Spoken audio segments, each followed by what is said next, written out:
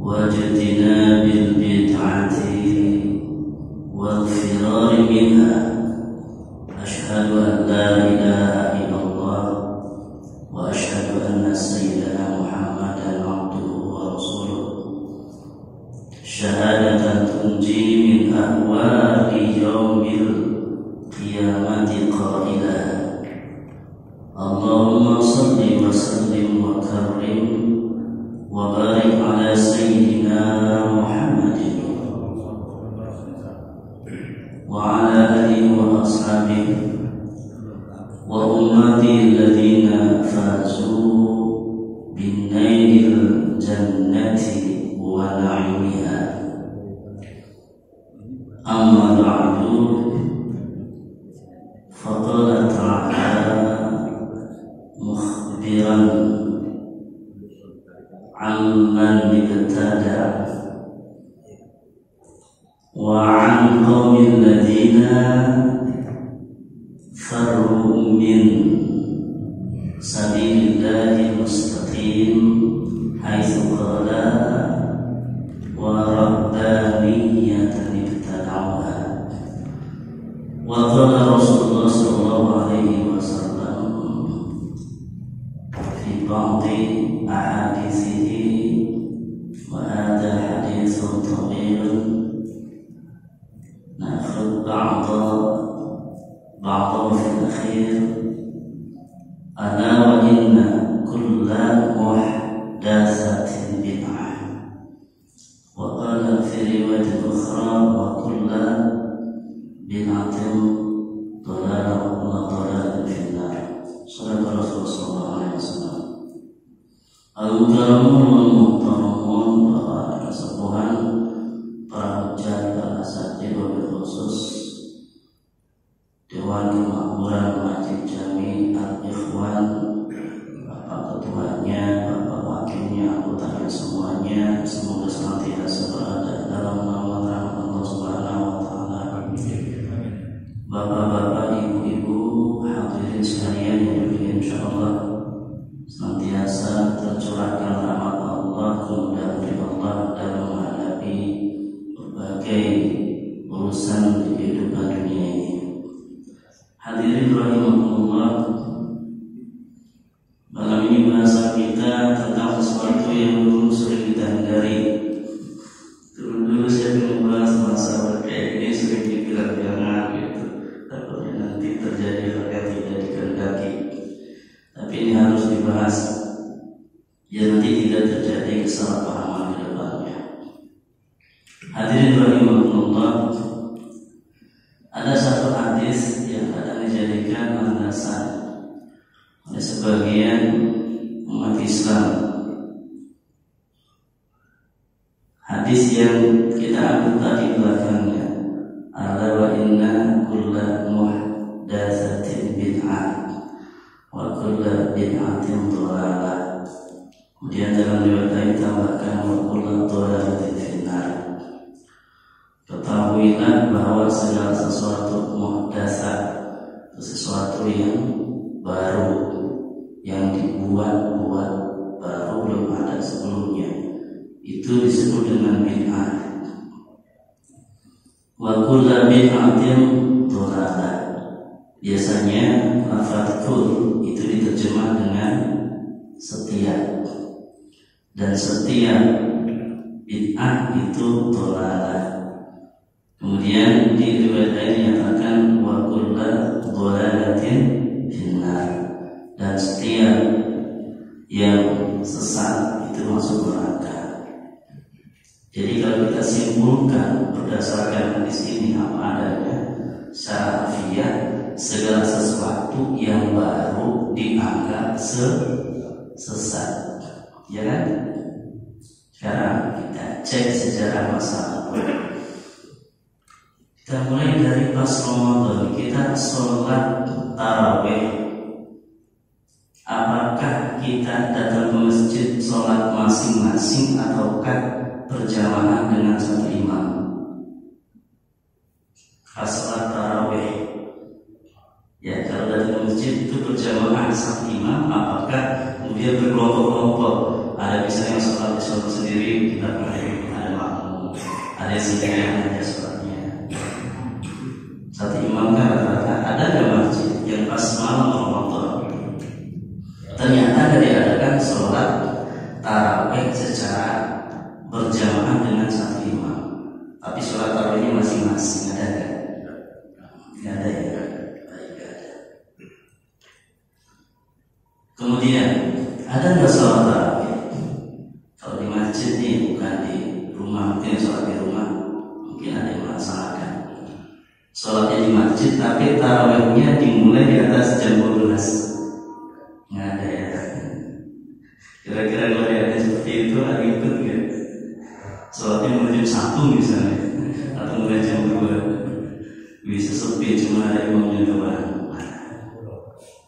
Artinya ada yang sholat tarawih di masjid bareng-bareng dengan satu imam. Ini satu hal. Kemudian sholat tarawihnya itu di awal waktu alias setelah selesai sholat isya dan ba'diyahnya langsung di sana dilaksanakan sholat tarawih. Ini juga satu hal. Kemudian kita belajar Al-Quran. Ketika kita belajar, apakah langsung kita ini mendengar bacaan guru tanpa membaca tulisan, ataukah ada tulisan yang kita baca? Pas belajar Quran rata-rata, apa langsung menghafal? Gurunya membacain, kemudian kita hafal seperti itu? Enggak ada. Biasanya ada tulisan yang kita baca. Baik yang belajar yang langsung berupa mushaf Al-Quran maupun belajar lewat metode Iqra atau metode Qiraati atau Al-Baq atau yang lainnya, biasanya pasti ada tulisan yang dibaca. Walaupun belajar alif, ba, ta dan seterusnya dengan metode Al-Baghdadiyah itu tuturutan orang bilang, atau alif-alifan kalau tahu bilangnya. Nah ternyata yang kita sebutkan semua itu masuk ranah bid'ah. Awak jangan salah paham nih, banyak konsep. Artinya apa? Itu sesuatu yang baru yang di masa Rasul enggak dilakukan atau enggak ada. Di masa Rasul salat tarawih, ya. Itu salat tarawih ketika Rasulullah salat di malam Ramadan. Malam pertama beliau sholat, atau sahabat ikuti di belakangnya banyak. Padahal Rasul nggak nyuruh. Malam kedua tambah banyak. Malam ketiga, sebagian menyatakan sampai malam keempat, itu sahabat datang banyak, mungkin Rasul nggak datang, nggak datang.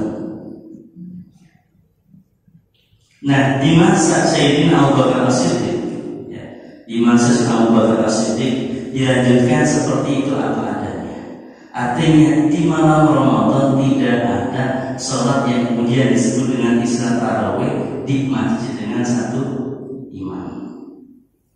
Bahkan kita biasanya sholat Jumat berapa kali azan? Dua kali kan kalau sholat Jumat. Sholat Jumat azannya dua kali. Kita lihat sejarah, lihat hadis. Ternyata azan 2 kali itu adalah di masa Sayyidina Utsman bin Affan. Ya, 2 kali itu di masa Sayyidina Utsman bin Affan. Artinya secara bahasa itu juga disebut bid'ah. Kemudian tradisi kita habis sholat kita biasanya selama gitu kan, keliling. Apalagi yang sebelum COVID-19 itu, dosa COVID kan ada sebagian yang melanjutkan nggak melanjutkan salaman gitu. Nah dulu sebelum COVID-19 semua serempak rata-rata habis sholat salaman sambil baca sholawat.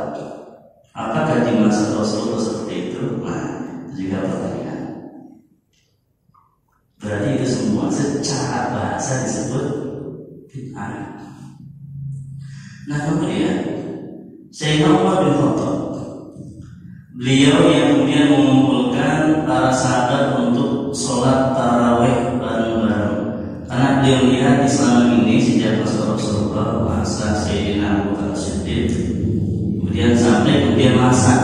kepemimpinan beliau. Di saat beliau memimpin, dia ingin merubah keadaan. Karena kalau lihat masjid dia enak banget.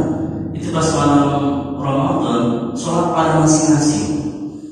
Ada yang dia makmum kepada seorang imam, tapi yang lainnya malah enggak, ada yang sholat sendiri kayak gitu. Ya paling satu orang jadi imam, ada berapa sih imam, yang lainnya pada sholat masing-masing. Karena Rasul enggak menganjurkan dan enggak melarang kayak gitu. Kan ternyata Rasulullah ketika para sahabat ingin ikut sholat dengan beliau di malam Ramadan, beliau hanya datang 2 malam, malam 3 enggak datang. Malah dia menyatakan malam keempat juga sahabat nunggu enggak datang kayak gitu. Dia tanya pada Rasul, kenapa sih kok Anda enggak datang, kami nunggu-nunggu? Rasul bilang, kalau aku datang aku khawatir nih Quran masih diturunkan, takutnya yang harusnya ibadahnya jadi sunnah berubah jadi wajib gitu. Kalau kemudian sholat tarawih diwajibkan, kira-kira banyak nggak yang berdosa? Banyak, banyak yang ya kan.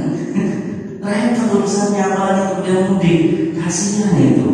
Kalau di foto juga berat jadi luar biasa tuh. Akhirnya beliau manggil Ubay bin Ka'ab.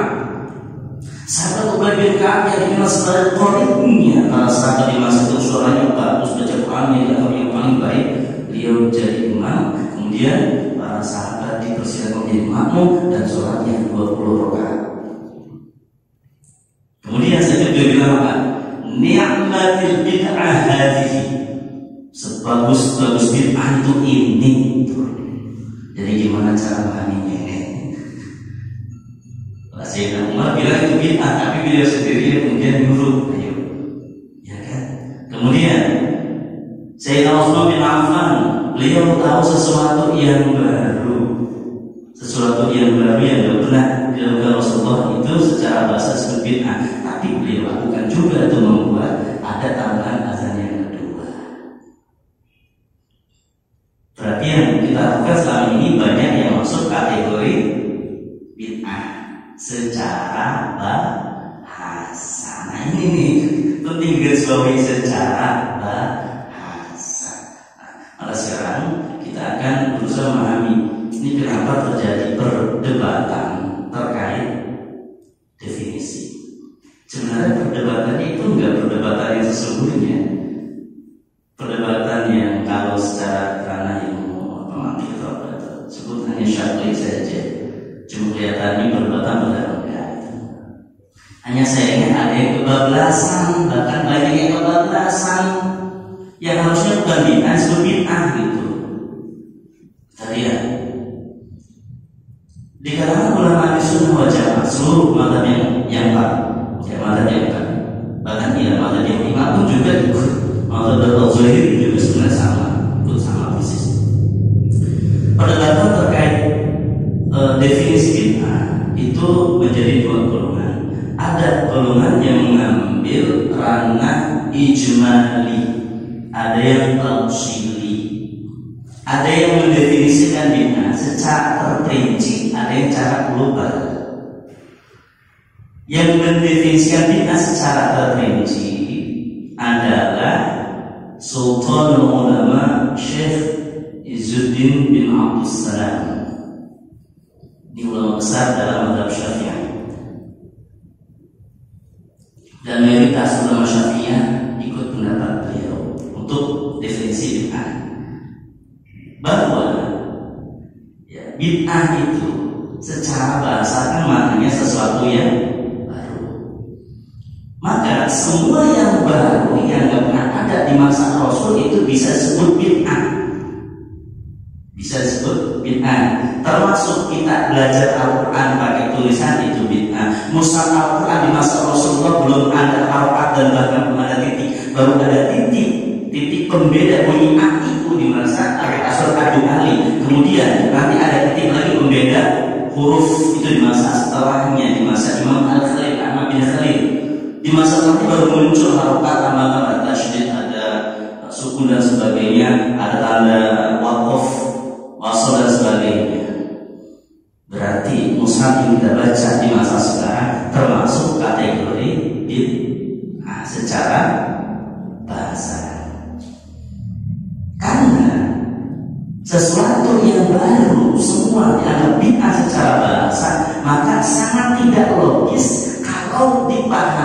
secara harfiah lafaz kullu bid'atin dhalalah, bahwa semua bid'ah itu sesat.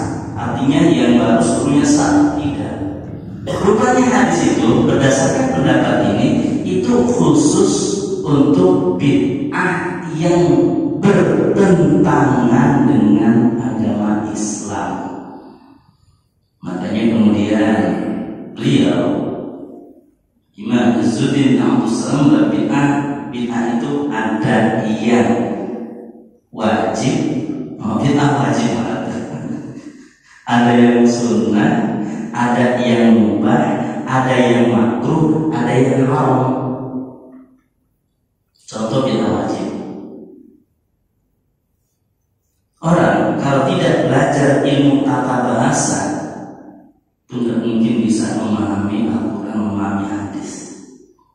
Apakah di masa Rasulullah sudah ada ilmu nahwu, ilmu shorof, ilmu balagha, ilmu mantiq? Tidak ada. Munculnya itu masa jauh setelah masa Rasulullah. Di saat kemampuan berbahasa orang Arab mulai menurun, maka muncullah kemudian para ulama pakar bahasa menyusun kaidah-kaidah bahasa. Muncullah ilmu nahwu, muncullah ilmu shorof dan ilmu lain yang oleh para kalangan santri disebut dengan ilmu alat. Munculnya jauh setelah masa Rasulullah. Berarti ini bid'ah. Namun kalau nggak ada ilmu ini, orang nggak akan bisa menghasilkan Quran.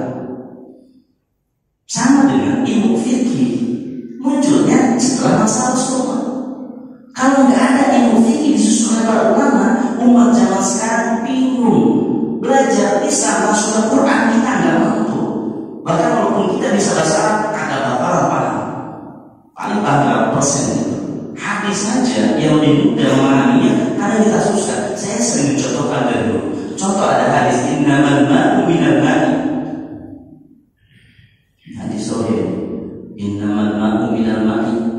Innamal ma'u utawi angin pestine utawi al-ma'u banyu iku minal ma'i, salah satu banyu. Apa maksudnya itu? Air itu hanya dari air.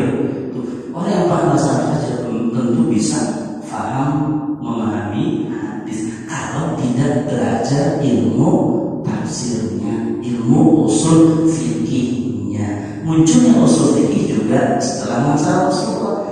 Di masa Rasul tidak ada istilah ilmu fikih, ilmu usul fikih seperti yang kita pahami sekarang. Artinya itu bid'ah. Nah, bid'ah yang seperti ini menurut Imam Izzuddin Abdus Salam termasuk kategori bid'ah yang wajibah. Wajib ada sesuatu yang baru yang membuat kemaslahatan umat, dan kalau nggak ada sesuatu itu umat jadi kesusahan, malah nggak tahu agamanya, itu jadi wajib. Itulah contoh ilmu yang muncul setelah masa Rasulullah. Ada yang sunnah, contohnya membuat kayak pondok pesantren, membuat teknik taklim. Zaman Rasulullah ngaji dia di seperti ini. Nah ini nggak bisa ngaji di dalam masjid. Masa Rasulullah ngaji di masjid. Lalu masa setelahnya muncul kemudian kampus tertua di dunia seperti Zaituna, kemudian muncul Al-Azhar, muncul lagi Qurawiyin dan sebagainya. Itu bermunculan masa-masa setelahnya. Dari jami menjadi jamiah, dari masjid menjadi kampus. Artinya membuat kampus di samping masjid. Yang kajian awalnya hanya kampus seperti ini, kemudian berubah menjadi kampus yang makin sini makin modern. Itu juga bid'ah yang hasanah. Tanpa ada kampus orang masih bisa belajar. Tanpa ada pesantren orang masih bisa belajar seperti ini. Tanpa ada misalnya orang masih bisa belajar. Tapi kalau itu nggak ada, atau kalau itu ada, akan lebih baik lagi, umat lebih gampang belajar agama. Makanya kemudian dinyatakan yang seperti itu sebagai bid'ah yang disunnahkan. Nah kemudian dan berbagai contoh-contoh lain yang baik, yang mubah, yang mubah ya sesuatu yang baru lah ya zaman sekarang orang menggunakan medsos, walaupun medsos itu kebanyakan buatan non Islam kan, non Muslim, tapi digunakan untuk berdakwah, cakep silakan, bagus. Dengan yang dakwah malah jadi sunnah ya. Menggunakan medsos mubah, tapi niat untuk berdakwah jadinya sunnah. Kayak gitu. Ternyata bid'ah itu enggak gampang segala sesuatu bilang bid'ah sesat, enggak semua bid'ah itu sesat. Maka berdasarkan pendapat ini, yang sesat hanya bid'ah yang dolar itu adalah hanya bid'ah yang bertentangan dengan ajaran Islam, yang kemudian hukumnya menjadi haram tadi itu. Ini menurut pendapat ulama Syafi'iyah. Ikuti pendapat tadi siapa? Imam Izzuddin bin Abdul Salam. Sekarang kita cek pendapat mazhab yang lain. Pendapat Ibnu Rajab Al-Hambali. Imam Ibnu Rajab Al-Hambali salah satu pengikut Ahmad bin Hanbal, itu mazhab Hambali. Dan mazhab Hambali dikenal sangat kuat memegang hadis. Jadi sesuatu yang baru, kalau nggak ada hadisnya, kalau bermasalah udah dicap itu punya sesat kayak gitu. Tapi ternyata Ibnu Rajab pun enggak gampang dia mencap sesat juga sesuatu yang baru, tidak. Kalau versi beliau bid'ah itu, kalau tadi tafsiri diperinci, ada bid'ah yang bagus, ada yang enggak bagus. Yang bagus yang masuk ranah haram, ya yang enggak bagus, yang bagus ya yang masuk ranah sunnah wajib, bahkan yang termasuk bagus. Sementara Ibnu Rajab Al-Hambali menyatakan bid'ah itu secara bahasa sesuatu yang baru, namun biasanya digunakan untuk sesuatu yang mazmumah, yang tercela. Sementara untuk sesuatu yang baru yang tidak tercela disebut sunnah. Nah, kedua pendapat ini sebenarnya sama. Di saat Imam Izzuddin bin Abdul Salam menyatakan sesuatu yang baru yang tidak bertentangan sebagai bid'ah, sementara Ibnu Rajab menyatakan itu bukan bid'ah, tapi sepakat dalam sesuatu yang baru yang bertentangan dengan agama, yang menurut Imam Izzuddin bin Abdul Salam itu adalah bid'ah yang hukumnya haram, bid'ah muharramah. Sementara Ibnu Rajab menyatakan itu adalah bid'ah yang sesungguhnya, sementara yang lain disebutnya sunnah. Nah, bisa dipahami? Berarti berdasarkan pendapat Ibnu Rajab, kita belajar Quran dengan menggunakan mushaf yang sekarang, versi yang sudah disempurnakan, dipermudah untuk umat Islam, itu disebutnya bukan bid'ah namun sunnah. Kemudian kita habis sholat pada salaman, seandainya tidak ada riwayat yang menyatakan secara tegas masa Rasul setelah itu keliling bersalaman, tetap itu disebut sunnah karena tidak bertentangan. Kalau pendapat Syekh Izzuddin itu disebut bid'ah tapi hasanah, sama sebenarnya, hanya beda istilah saja. Bid'ah yang baik. Kalau Ibnu Rajab menyatakan itu bukan bid'ah tapi itu sunnah. Jadi ceritanya ya kesepakatannya sebenarnya sama, semua sepakat itu sesuatu yang baru yang bertentangan dengan dasar Islam, baik Quran, hadis, ijma, qiyas, itu disebut semua sepakat bid'ah, sesat, menyesatkan, masuk neraka, kayak gitu, sepakat semua. Hanya bedanya untuk ranah itu baik-baik. Kalau Syekh Izzuddin bin Abdul Salam atau Imam Izzuddin bin Abdul Salam menyebutkan boleh menyebut sesuatu sebagai bid'ah, hal itu baik sekalipun kalau di masa Rasul belum ada, tapi masih sekarang ada, itu boleh disebut bid'ah, tapi tambahkan belakangnya bid'ah hasanah. Jadi kayak gitu. Nah, kayak yang tadi kita sholat bersalaman itu kan luar biasa. Min muslimin, tidak ada dua orang muslim, dua orang Islam yaltaqiyan yang mereka berjumpa fayatasaffahan, kemudian saling bersalaman, illa ghufira lahuma qabla ayatafarraq, kecuali pasti diampuni dosa-dosanya sebelum mereka berpisah. Itu tradisi itu jangan dihilangkan. Ada alasannya, hanya memang penerapannya kalau di masa Rasul bukan pada sholat. Apakah kemudian setiap orang pada sholat selama itu kemudian jadi anggap sesat? Ya enggak juga, malah bagus. Tradisi yang luar biasa yang tidak bertentangan dengan dasar Islam. Makanya dalam ilmu ushul fikih, dalam kajian al-urfu, tradisi atau kebiasaan atau adat. Itu ada dua. Ada al-'urfus sahih, ada al-'urful fasid. Tradisi yang benar yang sejalan dengan Islam, ada tradisi yang fasid yang rusak, artinya bertentangan dengan Islam. Nah, ini yang boleh disebut dengan bid'ah yang dhalalah, kayak gitu. Jadi kalau kita menggunakan istilah bid'ah atau ada orang menggunakan istilah bid'ah, cek dulu, ada bid'ahnya menurut versi yang diperinci ataukah yang tidak diperinci. Kalau tidak diperinci berarti itu pendapat semua ulama sama, yaitu bid'ah yang tak boleh, bid'ah sesat kayak gitu. Jadi bid'ah yang muharramah, yang haram, yang sesat, menyesatkan. Nah, itu yang masuk ranah dhalalah, yang sesat, dan kullu dhalalatin finnar, semua yang sesat masuk neraka. Nah, kita kembali ke pendapat Syekh Ibnu Rajab. Dalam madhab Hambali dikenal ada ulama-ulama yang sangat menentang bid'ah. Di antaranya ada, dulu itu ada siapa namanya, Syekh Ibnu Taimiyah, ya, dengan murid beliau Syekh Ibnu Qayyim Jauziyah. Kita lihat Syekh Ibnu Taimiyah, ternyata beliau itu tidak menentang sesuatu yang dianggap baru dan dianggap bid'ah. Contoh, para ulama yang mendirikan thariqah tasawuf, terutama thariqah tasawuf Qadiriyah. Di Indonesia ada Qadiriyah Nasabandi. Itu karyanya ulama Syekh Khatib Sambas. Nah, thariqah Qadiriyah didirikan oleh Syekh Abdul Qadir Al-Jailani. Padahal beliau ini sangat menentang bid'ah. Ternyata beliau dengan Syekh Abdul Qadir Al-Jailani, beliau tahu bahwa Syekh Abdul Qadir Al-Jailani pendiri thariqah Qadiriyah. Ternyata sangat luar biasa. Dia anggap salah satu ulama yang luar biasa. Dan ketika menyebut nama Syekh Abdul Qadir, beliau lepas dari ucapan Sayyidi Abdul Qadir Quddisa Sirruh atau Qaddasallahu Sirrul Aziz, persis seperti santri-santri menyebut beliau. Luar biasa.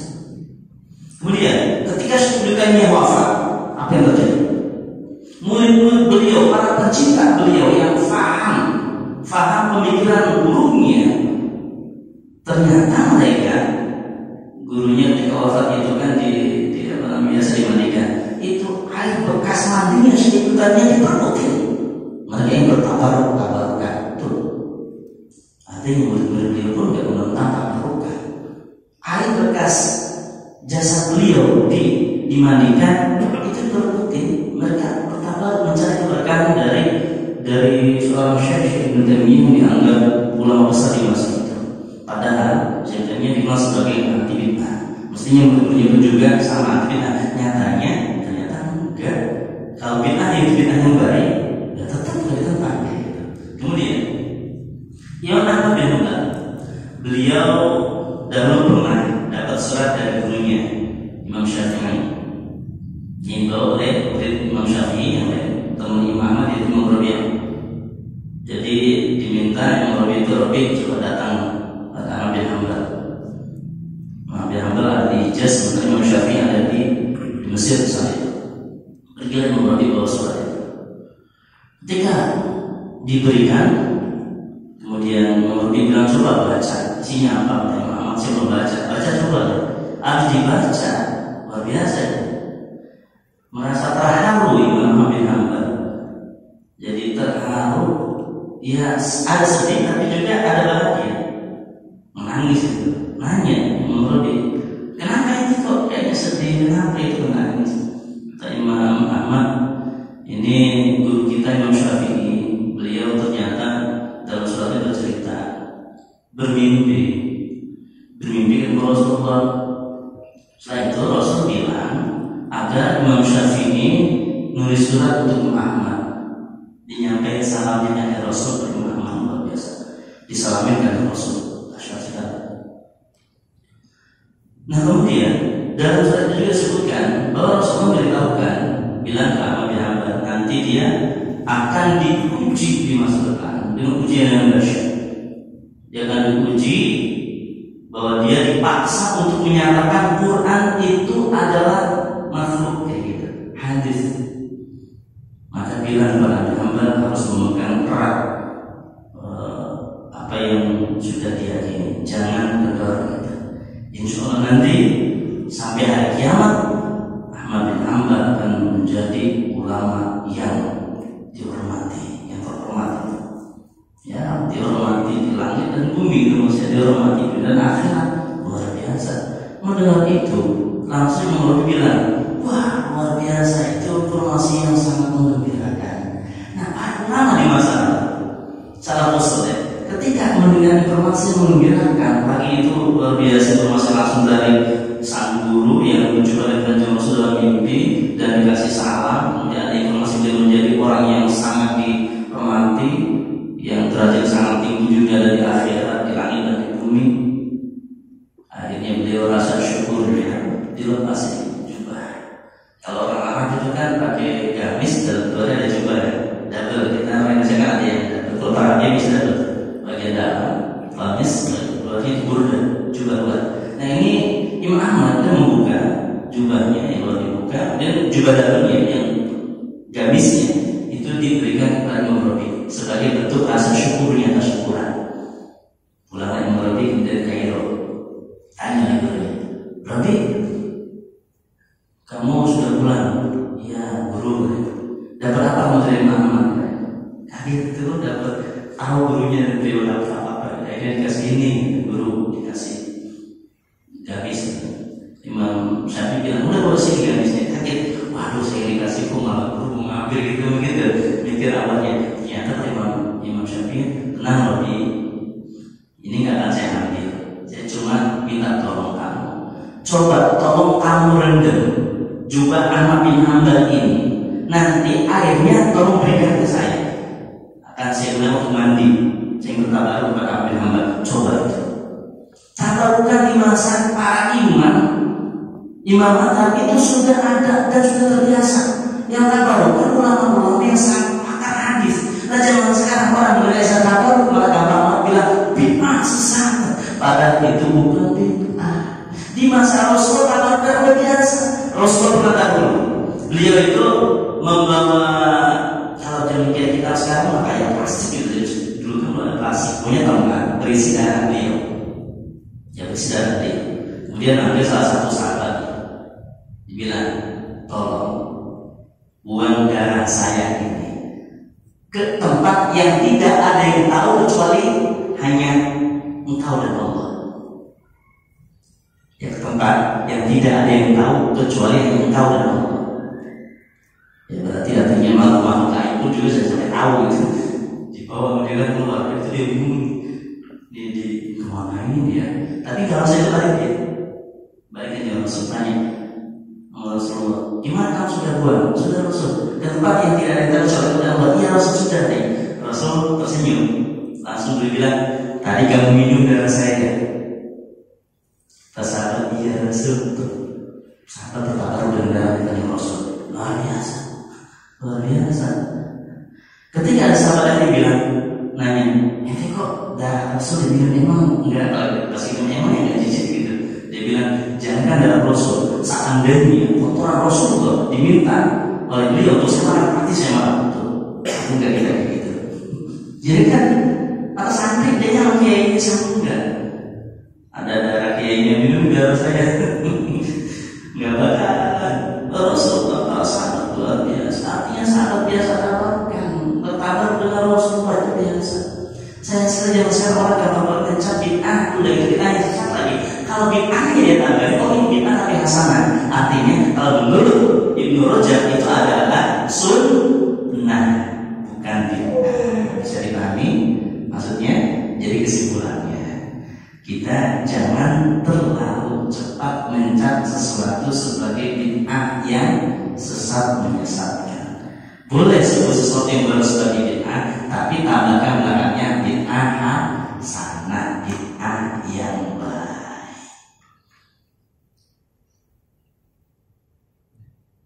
Cukup atau tambahin lagi? Cukup kayaknya biar kita jawabnya bisa lebih lama ya. Ya, baik.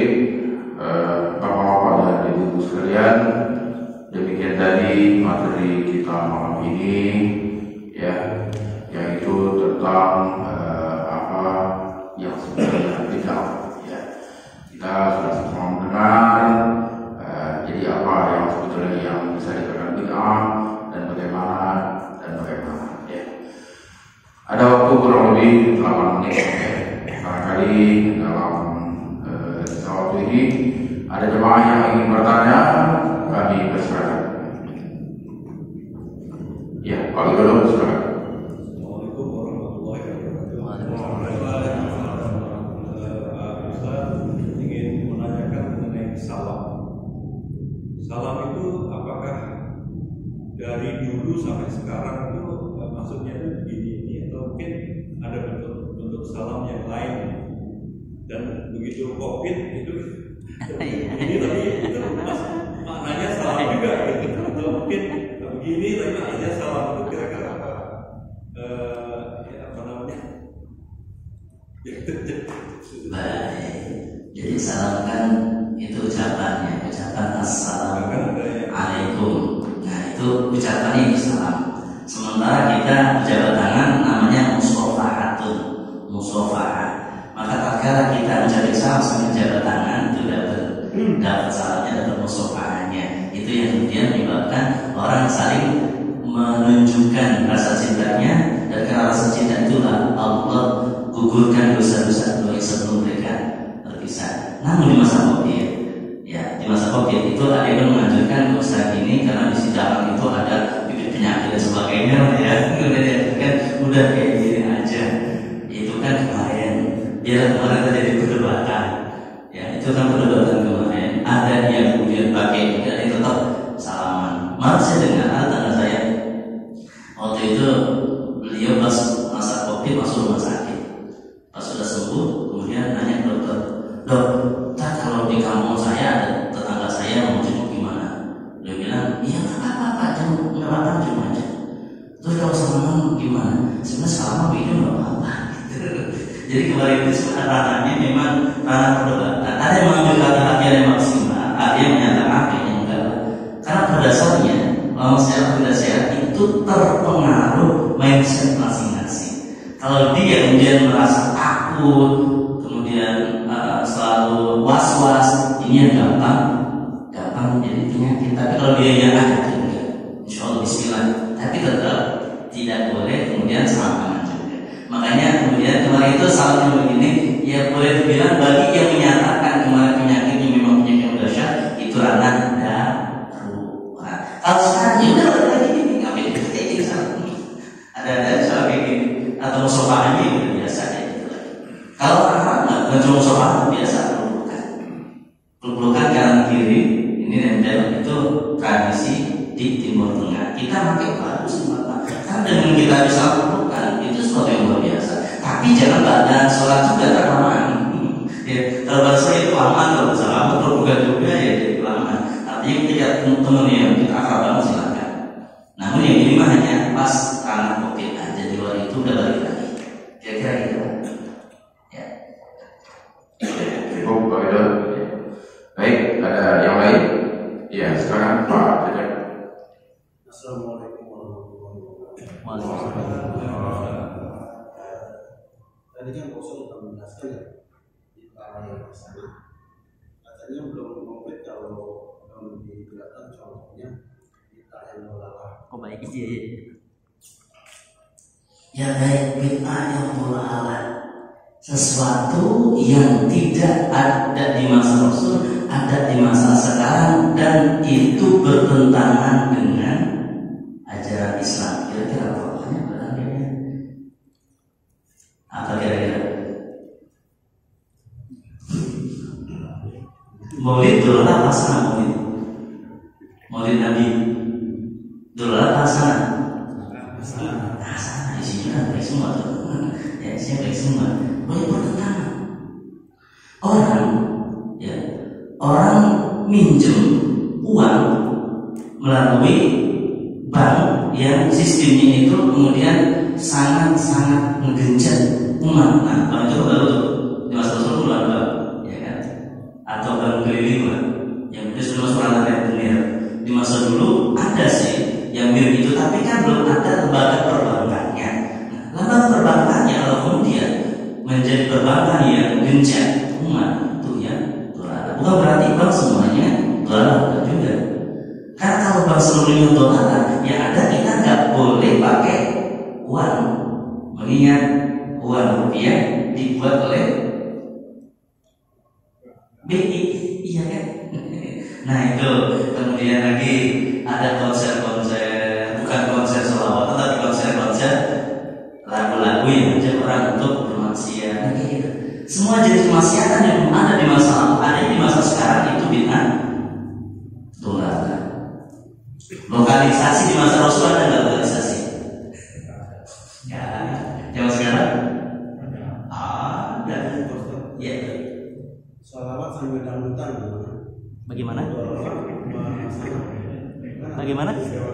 Sholawat tapi dibikin jadi dangdutan. Bagus. Oh, sholawat dibikin dangdutan. Nah, iya baik. Kalau sholawatnya itu baik. Kemudian, kalau kemudian sholawatnya kayak dangdutan yang pakai joget-joget, pakai ada yang apa namanya minum-minuman, jelas itu tolak. Namun kalau sholawat musik ditambahin musik yang kemudian bikin orang merasa nyaman, ya kadang mungkin ada yang akan mirip dengan lagu tertentu, tapi enak, itu sebenarnya masalah. Ya, misalnya kayak qasidah. Makanya nanti gini, itu tamu generasi muda. Kalau sholawatan yang jangan ambil lagu kayak bisa maaf, yang dobra dipakai buat sholawat, bukan terlalu berlebihan. Jadi sekarang kayak peminat terhadap sholawat. Jadi harus ngambil lagu-lagu intonasinya itu orang nggak berpikir itu lagu yang berudi gitu. Sekarang ambil intonasi aja, karena lirik-lirik intonasi itu, bunyi-bunyi intonasi sejak zaman dulu di bangsa sudah ada. Artinya itu bagian dari tradisi di setiap wilayah ada. Namun sekali lagi, jangan pas sholawatan pakai gaya dangdutan. Ditambah lagi itu jadinya nggak khusyuk. Malaysia teringat dahulu waktu di santri itu ada seorang bos.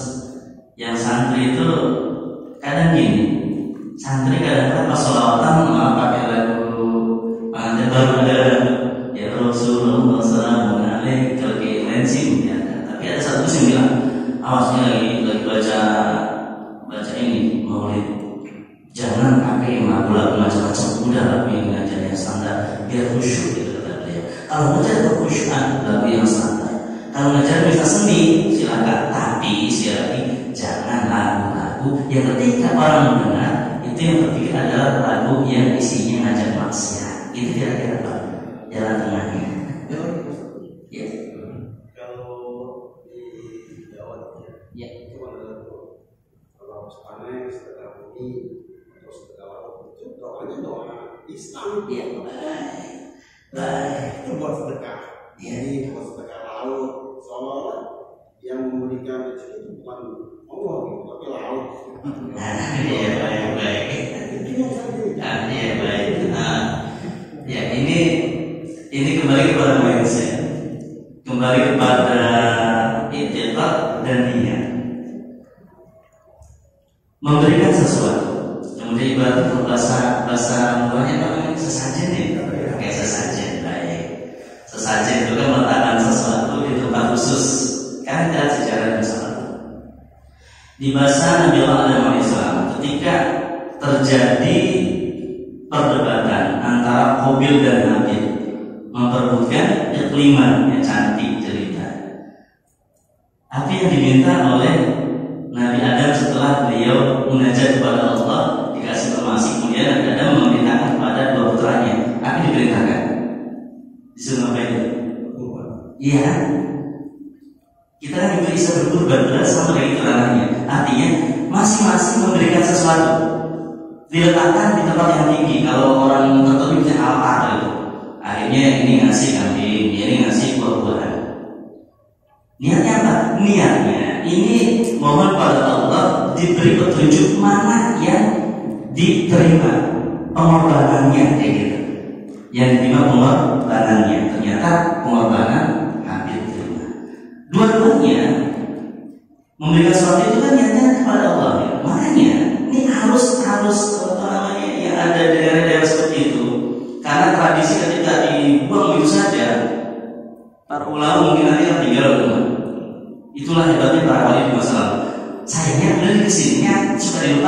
niat utama itu apa. Kemudian itikadnya apa? Jangan mengitikadkan bahwa yang memberikan rezeki adalah makhluk. Kalau dia sekedar ini, dia sedekah baca bareng-bareng gitu kan, kemudian itu dimakan bareng-bareng, sisanya diletakkan satu tempat. Yang diletakkan niat kenapa? Niat sedekah kepada makhluk Allah. Binatang makhluk Allah bukan? Ya kan? Saya jin makan, jin makhluk Allah bukan? Makhluk Allah.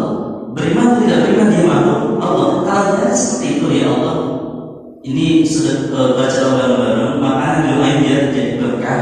Ketika makan menunggu akan suruh berkah luar biasa. Nah sisanya dari sedekah itu diberikan bukan untuk menyembahnya. Kalau mereka nyembah jangan sesatnya. Tapi kalau niatannya, ya Allah ini untuk sedekah terlalu barangkali ada burung nanti sehingga situ dia makan, ya semoga jadi makanan buat dia. Sebenarnya nggak ada yang itu, nggak ada yang sia-sia. Kalau niat seperti itu, makanya niatnya harus tegas, diluruskan. Itikadnya juga harus tegas. Yang disembahnya Allah, yang ingin memberi rezeki Allah. Sayangnya kadang-kala suka niat itu dirubah. Itikadnya akhirnya diselewengkan. Itu jadi masalah. Harusnya mana kan? Nah itu dia. Makanya tugas kita yang tahu nanti ingetin aja. Kalau memang masih ada hal seperti itu diingetin, silakan adakan. Tapi ingat, itikadnya hanya kepada Allah. Bahwa segala sesuatunya yang memberikan rezeki adalah Allah. Itu niatnya hanya untuk apa? Doa bareng-bareng, makan makanan yang sudah doain biar berkah. Sisanya niatkan sedekah untuk makhluk Allah yang ada di situ. Kalau gitu, insya Allah nggak ada masalah. Jadi niat dan itikad bisa menyebabkan orang jadi tersesat atau tidak tersesat. Kira-kira gitu. Silakan satu lagi kalau ada yang mereka tutup. Sudah saatnya baik. Kurang lebihnya mohon maaf dan kita tutup saja dengan membaca doa kafaratul majlis bareng-bareng. Bismillahirrahmanirrahim.